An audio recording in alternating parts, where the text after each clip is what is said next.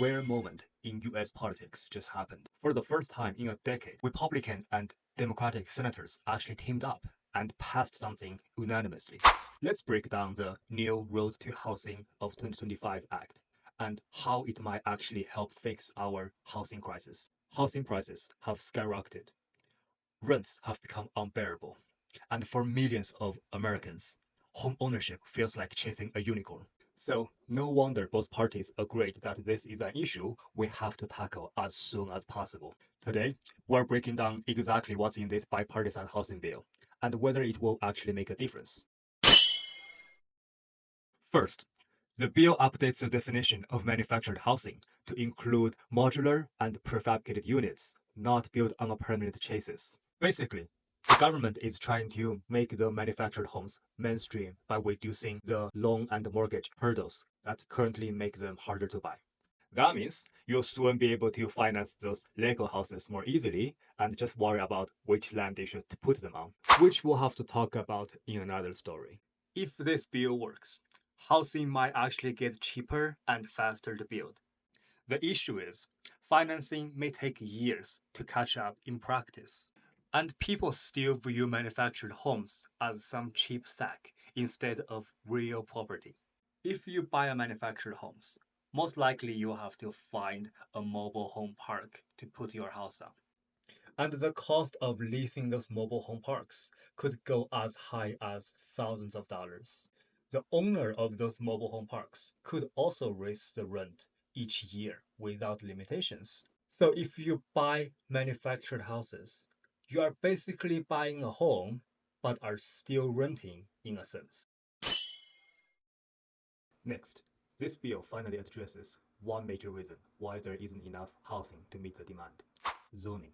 For decades, local zoning laws have restricted the kind of houses that can be built and where it can be built, often limiting development to only single-family homes. Section 203 of the bill addresses this by directing HUD to provide guidance to state and local governments on how to reform zoning laws to support housing growth.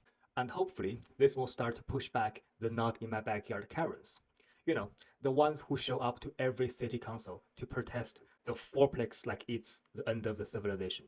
It provides a national template for states and locals to follow in order to fight against the strict rules in their jurisdiction.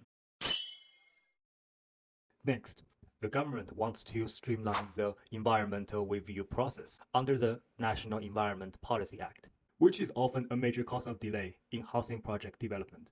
Right now, just getting something approved can take years. Section 207 and 208 is going to address that. They aim to streamline the process so that projects don't get buried under 500 pages of reports before a single brick is getting laid. If this actually works, we may start seeing more homes going up without developers waiting ages on the permits. Of course, the question is, can the government actually make things faster without turning the process into a free-for-all? The process is created for a reason, to make sure new projects don't destroy the environment and ruin people's future. But over the years, it's kind of turned into a DMV of the construction. It's slow, outdated, and doesn't reflect efficiency. The hope is that streamlined doesn't mean cut corners. If they pull it off, this could be the biggest wins for housing supplies in decades. Now, will this magically fix everything? Absolutely not. There will still be lawsuits, local oppositions, and the occasional not in my backyard Karens chained in the tree in order to prevent this from moving forward. But even if 20% of the projects get approved faster, that's thousands of more homes hitting the market sooner. And in the housing market, the sooner is always better. So, in summary, the government has finally acknowledged the housing crisis and is now going hand in hand to come up with a solution. The Road to Housing Act of 2025 aims to tackle the housing crisis on multiple fronts. It expands access to manufactured housing. It removes regulatory barriers, particularly in zoning and land use, to increase supplies.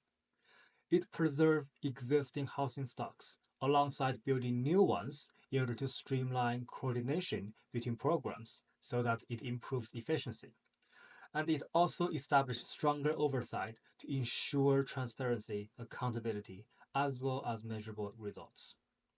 It's not a silver bullet, but it is a coordinated step toward building a more attainable future for all housing market.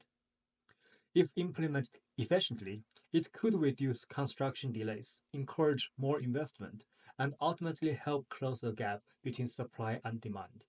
The challenge now will be turning legislations into results on the ground, because housing shortages are not resolved in the committee rooms, but in communities where people are building their future.